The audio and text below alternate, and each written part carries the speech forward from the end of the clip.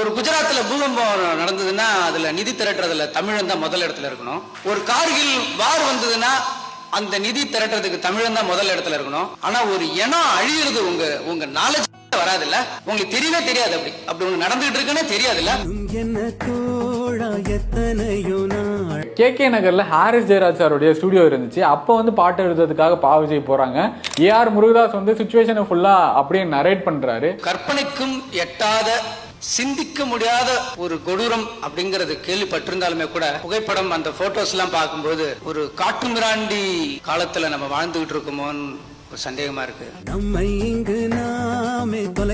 Definitely இப்ப கூட சொல்ல எனக்கு வந்து புல்லரிக்கக்கூடிய ஒரு பாடல். நம்முடைய என்ன இங்க விதையை விதைக்கிறோமோ அதுக்கான அறுவடையை நம்ம எடுத்துட்டு போறோம். இதுல யாருமே உங்களுக்கு கேள்வி கேட்க மாட்டாங்க. விதை விதைத்தால் நெல்லை விதை விதைத்தால் அதில் கள்ளிப்பூ முளைக்குமா.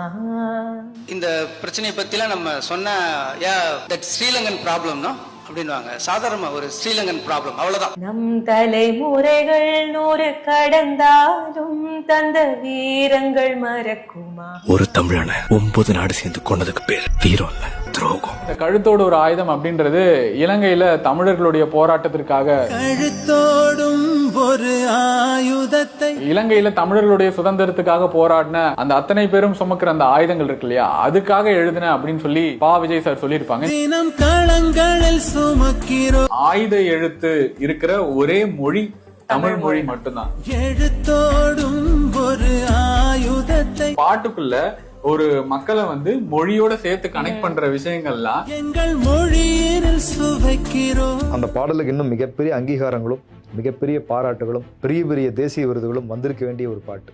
அது எனக்கு ஒரு பெரிய ஏமாற்றம் தான். பனிமூட்டம் வந்து படிந்தென்ன கடவுள் வாழ்த்து பாட்டு மாதிரி பாக்குறேன். நான் குறிப்பா ஒரு நிகழ்ச்சிக்காக யாழ்ப்பாணம் போயிருந்தேங்க. சுடும் பகலவன் மறையுமா.